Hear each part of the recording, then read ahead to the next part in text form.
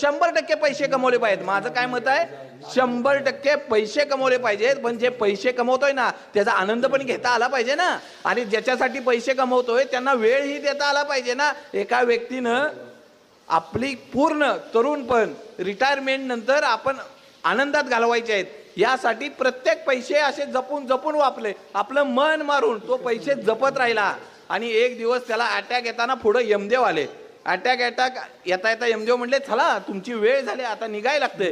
तो म्हणला, माझी सगळी प्रॉपर्टी घ्या, पण मला एक 5 वर्ष तरी वाढवून द्या। यमदेव म्हणले, तसली सेटलमेंट कधीच होत नाही, अहो सगळ्यात श्रीमंत माणूस आहे। अरे नाही, तुझी सगळी पुंजी आता तुझ्या जवळ ठेव, पण चल आता। मग एक काम करा म्हणला, मला फक्त 2 मिनिटं तरी द्या।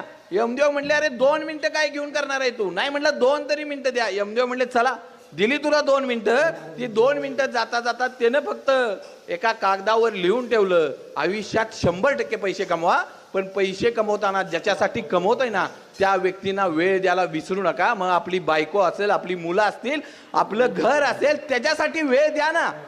आणि हे करत असताना आपल्या आयुष्याचा 100% आनंद घ्या।